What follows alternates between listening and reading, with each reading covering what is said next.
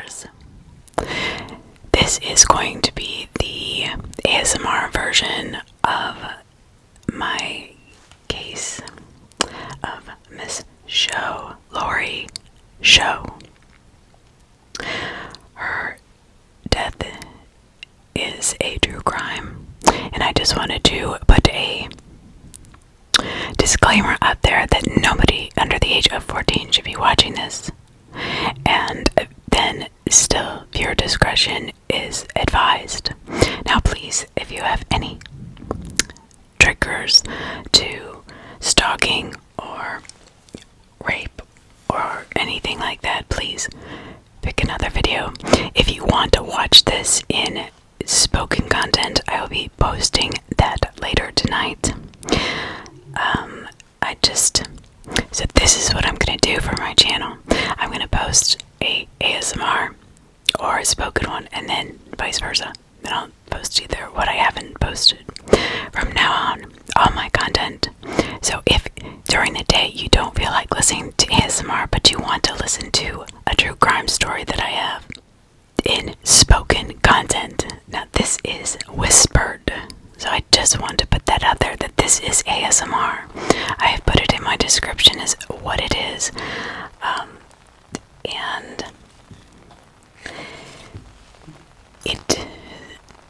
why I'm going to do both of them is because I know some people just hate ASMR, but I will always do my ASMR because it's helping my father sleep better at night, and he's actually me and my daughter are my main priority as far as, their requests. So, no offense. But, since my mom died, he's had a hard time sleeping, so this makes him actually go right to sleep. That makes me feel good. So, I'm doing some good in this world. Good. What? I mean, this is crazy. A crazy case. Because she was just 16. She was naive and trusting. Lisa Michelle Lambert and her boyfriend Lawrence Yunkin. This took place in Pennsylvania, Lancaster County, Pennsylvania. Lambert initially befriended Show, but after Yunkin allegedly raped Show, Lambert became jealous and enraged. Jealousy is a killer, I'll tell you right now. Convinced Show was pursuing her boyfriend Yunkin, Lambert began a campaign of harassment, stalking Show often with the assistance of friends. On December 20th, 1991, Laurie Show was murdered in her home by Lambert and Lambert's friend, Tabitha Buck. Show's mother found her. Oh my gosh. Lambert, Yunkin, and Buck were quickly arrested. Yunkin pled guilty and testified against Lambert in exchange for a reduced sentence of only 20 years. 20 years. And Lambert and Buck were convicted and sentenced to life without parole. So the friend and the girlfriend of Mr. Yunkin, who really started this whole thing, they were sentenced to life, but he got a whopping 20 years. I'm sure he got out, in 10. Lambert is currently incarcerated at Massachusetts Correctional Institute, Farmingham, Massachusetts, serving life without parole for first-degree murder of a 15-year-old. So Laurie Show was only 15, technically, when she died. Lambert was convicted on July 20th, 1992 for the December 19th, 1991 stalking and brutal stabbing murder. Investigators for the defense stated that it had been brought to their attention by those they had interviewed that Lisa Lambert was a serious liar and very good at it. End quote. Between her various changing stories about killing claims against her, co-conspirators, killers, and her claims against local police officers who were investigating the murder. Lambert has lived certainly up to those claims. Lambert was previously incarcerated in Cambridge Springs Correctional Facility, Pennsylvania, but was transferred to Clinton, New Jersey, to the Women's Correctional Facility at Baylor, Delaware. Later, she was transferred to Farmington, Massachusetts. So she was transferred a few times, so apparently she either was not a great inmate and they just kept moving her from place to place, or she was getting harassed. Lambert's co-conspirator Tabitha Buck was convicted of second-degree murder, but still got life. Lawrence Yunkin initially received a year in prison under a plea bargain, but the deal fell through because of his pre-jury, and he was sentenced to 10 to 20 years. Yunkin served 12 years and was released in 2004. 1992, Lambert filed post-verdict motions claiming that her conviction was, quote, against the weight of the evidence, unquote. 1994, the physical findings at the crime scene. The testimony at the trial, the trial testimony of Hazel Show. The history of ill will between the defendant and the victim, and the circumstantial evidence developed at trial, all led to the conclusion that defendant was guilty of the murder of Laurie Show. In 1996, Lambert filed a lawsuit claiming that prison guard James Eicher had attacked her 6 times during 1994, and that another videotape during a strip search. Eicher was convicted of aggravated indecent assault and sentenced to 2 years in prison because she claims a lot in this case. 1997, Lambert was freed briefly when a federal district judge ruled that Lambert was actually, quote, actually innocent, unquote. A federal appeals court overturned the ruling and Lambert was returned to prison. The court found that Lambert had brought her case to the federal courts prematurely without exhausting her opportunities for appeal in Pennsylvania. In 1997, Lisa Lambert's appeal denied. 1998, conviction upheld. Lambert's claims that she was framed by prosecutors rejected. So, 1998, request for release during appeal denied. 2003, 8 law enforcement officers cleared of misconduct in Lambert's case. 2005, appeal to Supreme Court. Now this is where it probably was not in her best interest to go to the next court up instead of exhausting all of her appeals in the state that she was convicted in. So what happens is, in 2005, appealed to the Supreme Court. The Supreme Court refused to hear her case and incarcerated in Clinton, New Jersey. Lambert has now exhausted all of her appeals. She will continue to serve her life sentence and her life out in prison. 2007, a Lancaster County judge has determined that a civil lawsuit filed by state correctional institution Cambridge Springs inmate Lisa Michelle Lambert against administrators at the facility for allegedly failing to prevent her from being sexually abused by employees was scheduled to be heard by a jury. 2007, the state of Pennsylvania has decided to settle a lawsuit brought by convicted killer Lisa Michelle Lambert, who claims she was sexually assaulted by guards, not just by by that one card, just by many, at the Cambridge Spring State Correctional Institute.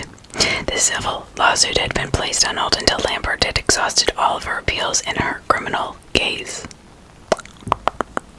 The money, $35,000, will go to pay court costs, restitution, and if any is left, will go to Lambert's parents who are raising her and Lawrence Yunkin's daughter. Let's talk about the victim, Laurie Show. She is never far from the minds of the people that love her. Matter of fact, I got this request from one of her family members too. So, her family thinks about her and wants her to be spoken about as much as she can. Michelle Lambert is 39 years old and lives inside a Massachusetts prison. So this poor girl, I mean, she did nothing wrong. She was raped by Yunkin, and then she was stalked by Lisa Michelle Lambert. Stalked because of jealousy, because she was raped by this person that she thought was her friend, her boyfriend. That's crazy. Do you know that it actually changed those stalking laws in the state of Pennsylvania, this case specifically? So in a sad way, her life has made a difference for many, many others. And in a way, she's a hero. She is a hero. She's a true hero. Although she had to give her life for it, it did make a difference and it made a change. But I agree. Her story needs to be told because the fate she suffered, I saw the pictures in the documentary and it was just unfathomable what she must have gone through. Stabbing is not an easy death. It is not a short death. It is a horrific, painful death. The convicted killer of this poor girl, Laurie Show, earned a college degree behind bars. That's what I was saying, right? Has spent most of her adult life saved for a 10-month period of freedom. Tabitha Buck is 37 and housed at his state prison for women in Muncie, northeastern Pennsylvania. She has tutored other inmates as she serves out a life sentence that began before she graduated from high school. Lawrence Yunkin is 40, not free. He's free as a bird. Living in the area, he has become a good bowler and has 302 friends on Facebook. But Laurie Show is forever 16, a pretty, dark-haired teen who is looking forward to getting her driver's license and hope to someday be a nurse or a hairdresser. Now that gives me chills, and it makes me sick. Yunkin drove Lambert and Buck, so he knew what they were going to do to her. He is just as guilty. It pisses me off when these people get, especially for killing a young girl like that. That just is wrong. He should be serving life behind bars as well. Murder case. It catapulted into the national stage in the late 1990s when Lambert appealed her life sentence. She alleged prosecutors tampered with evidence, so she's constantly manipulating and lying and trying to get through the system. You see a pattern here. So that's who she was, a manipulator and a liar. Lambert, that was the killer, by the way. A federal judge briefly removing her from prison, freeing her. I'm surprised she didn't try to run. And of course it stunned the entire United States that at a series of well-publicized appeals, one which reversed the federal judge. Good. That went all the way to the U.S. Supreme Court. The highest court refused to hear Lambert's case in 2000. In recent years, national spotlight has turned to Amanda Knox, Casey Anthony, and others involved in lurid crimes. Time and life has moved on. But this Laurie Show will never be able to, get married, get her driver's license, graduate from high school, from college, be who she wanted to be. Laurie Show will forever be 16. She will always be young and beautiful, yes, and she has changed the lives of many who would have died if it weren't not for her. So she is a hero. I was getting a little emotional because that is really upsetting. The district attorney at the time became a county judge. The county judge who heard her case and declared her guilty twice became a federal judge who works in the same courthouse as the federal judge who freed Lambert after declaring her actually innocent. Well, they just pass by each other in the hall. They don't talk about the case if they do speak. The attorney that handled Lambert's case, defense case, right?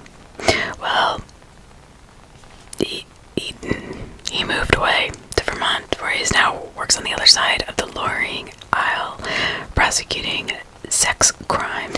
Life marched on for Show's parents, John Show and Hazel Whitehead, who lost their only daughter on December 20th, 1991.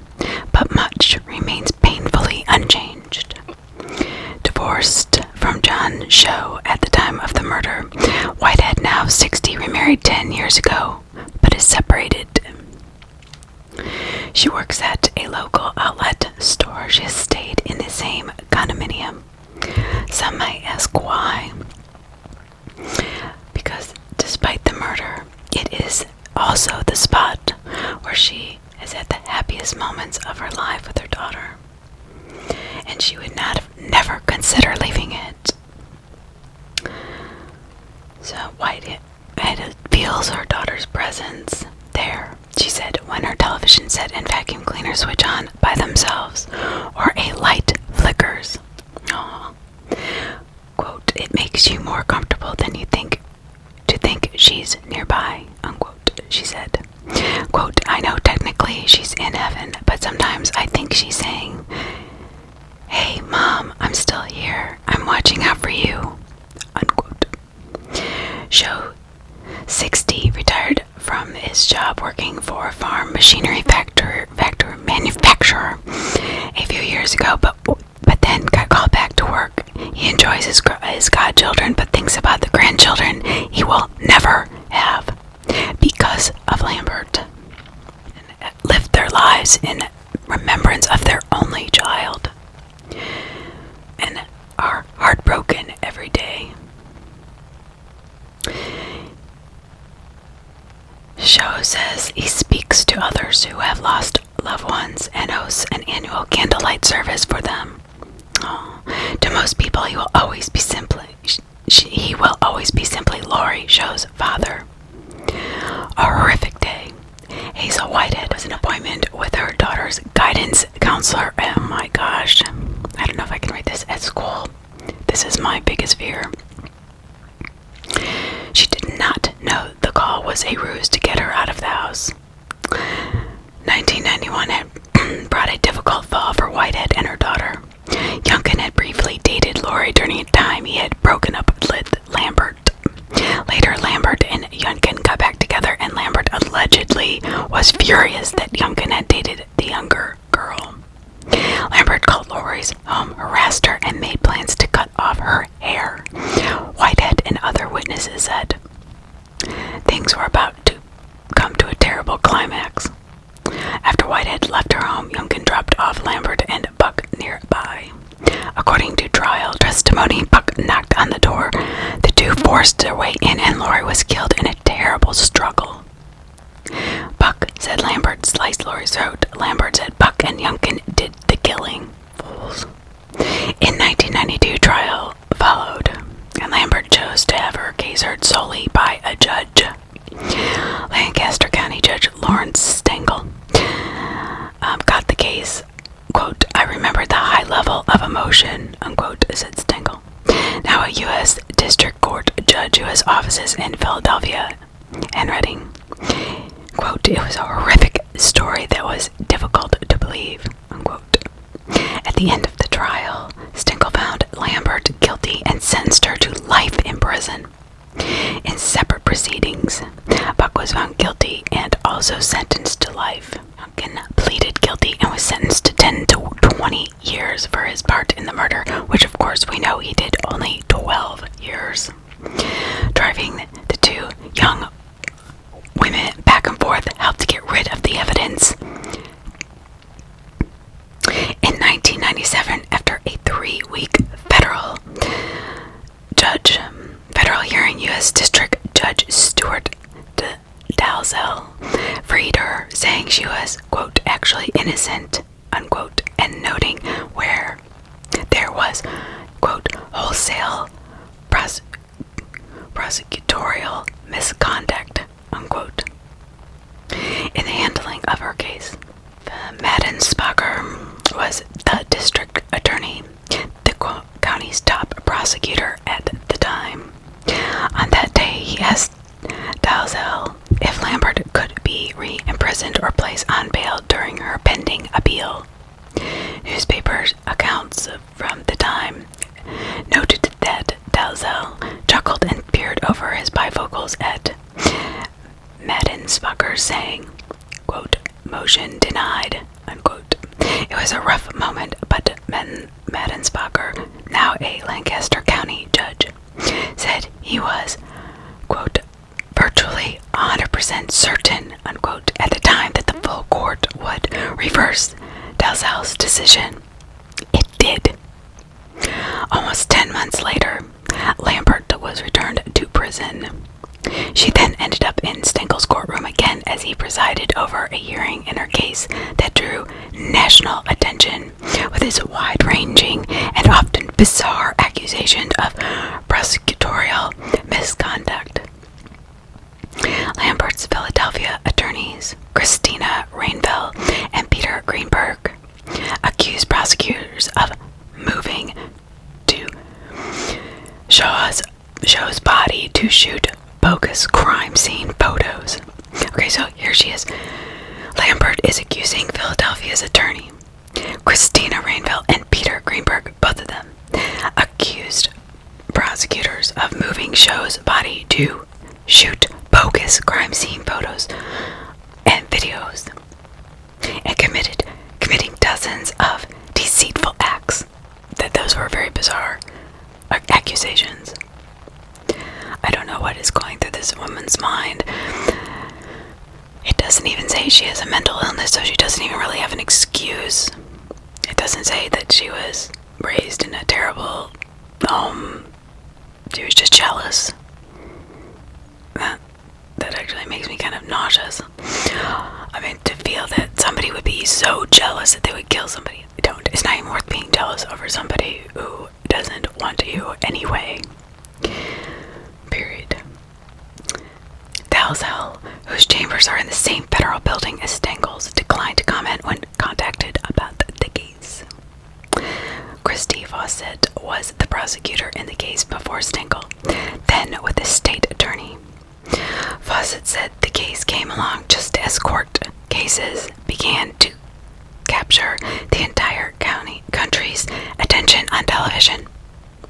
The national media descended on Lancaster for the hearing before Stengel. ABC later featured it on 2020. The Los Angeles Times wrote about it. The New York Times editorialized it on it. There was a book and a television movie done on it. The case helped spawn the state's anti-stalking laws in Pennsylvania. Quote, "It was totally engrossing," unquote, Fawcett said, noting that she still thinks about it. She believes the case showed how important it is, the responsibility of a lawyer, and the danger of becoming overzealous in representing a client. Though her job and her life has changed in the past 20 years, her opinion of the case has not, she said. Lambert was and is guilty, she said. Rainville and Greenberg retired to Vermont in 2005.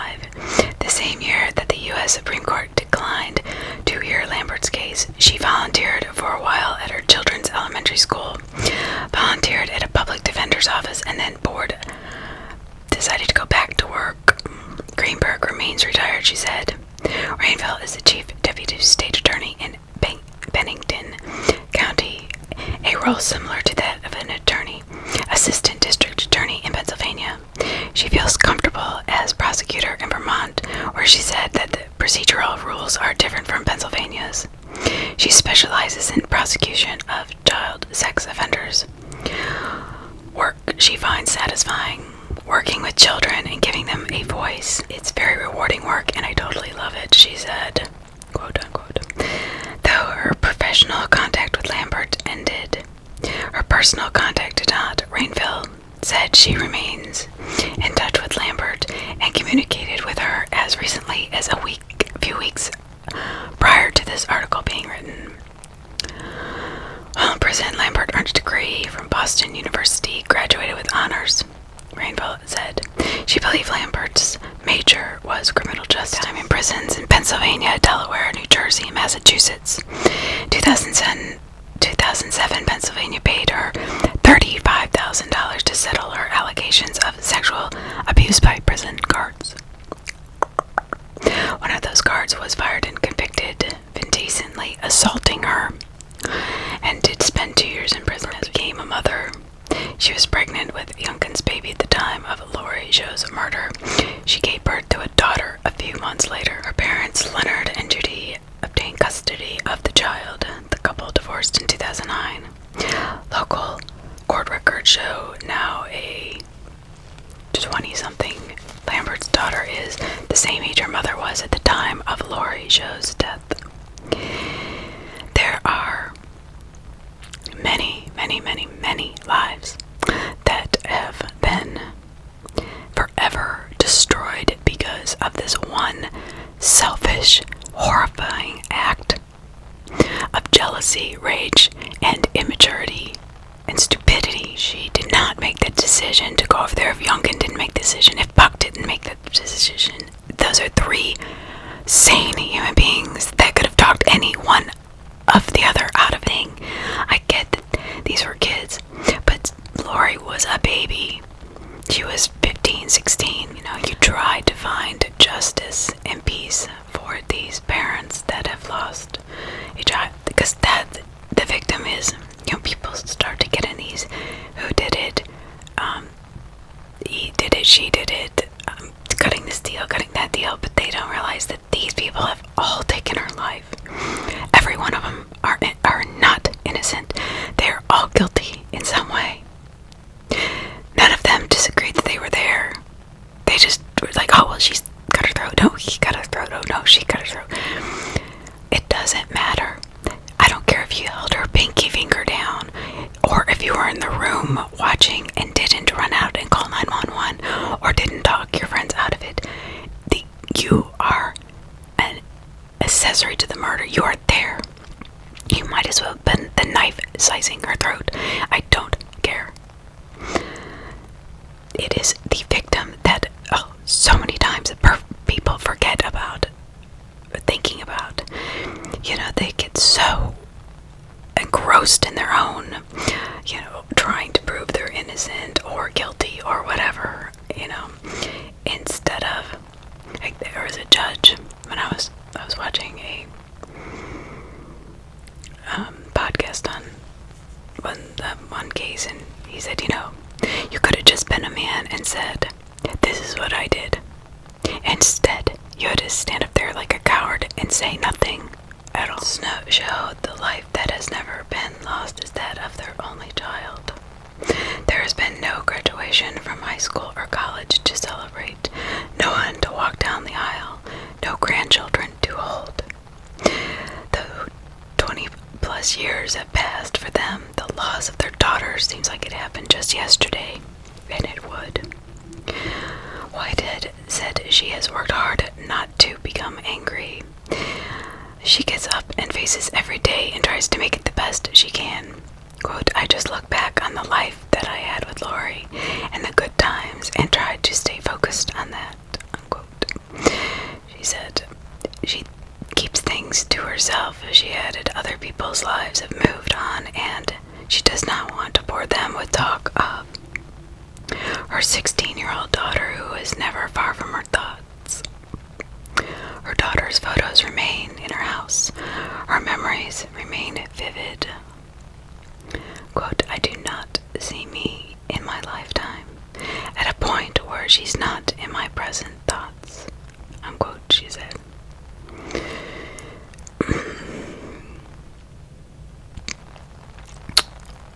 Show said he is glad he is still working. It keeps him occupied and busy. He is grateful for his godchildren and tries to treat them like his own grandchildren. An only child. He is the last of his immediate family. Both of his parents have died since Laurie's death. I'm sorry, this is really difficult. Today he'll carry a single rose to the cemetery where his daughter is buried.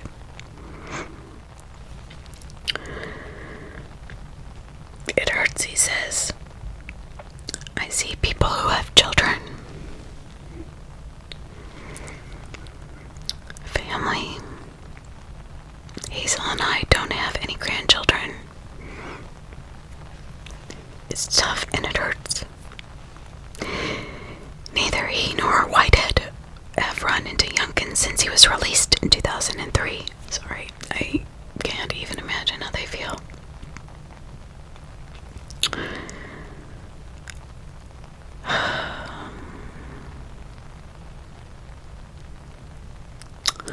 Yunkin's probation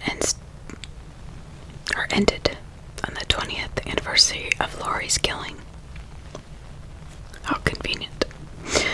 Since his release, newspaper records show he was a regular bowler at Garden Spot Bowling Alley in Strasbourg, the same bowling alley where he bowled with Lambert and Buck before the killing and where he was arrested afterwards, 2 years after he left prison, and continued bowling there until a fire destroyed the alley. He has a Facebook page which shows a tattoo of a purple ribbon with the words "Live Strong" and "Just Do It." He could not be reached for a comment. Whitehead said she receives an occasional restitution payment from Yunkin. He was ordered to pay almost $12,000 and still owes more than $7,000, court records show. It is her reminder that he's out there and that he has to think of her daughter. From time to time, she said, quote, the money doesn't matter, but he should be made accountable for what he helped to do, unquote, she said. Whitehead and Snow also have not heard much about Buck in recent years. Her family left the area after arrest and are living in Oregon, thousands of miles away from where she is imprisoned. In the past 2 decades, Whitehead said she has had time to come to a certain sort of peace about what happened. Oh, good. Glad. It's something. Quote, life goes on, unquote, she said. Quote, you have to do your best to continue to do what you can do to make your life better and help others. I don't know if I could. That would be very difficult. She's a stronger woman than I am. I truly believe God has a plan for me. I don't know if I've totally figured it out yet, but I'll keep working on it. Laurie Show's brutal attack. And we'll do a part 2 and possibly a part 3. Thank you so much. I appreciate everybody's support. Thank you so much.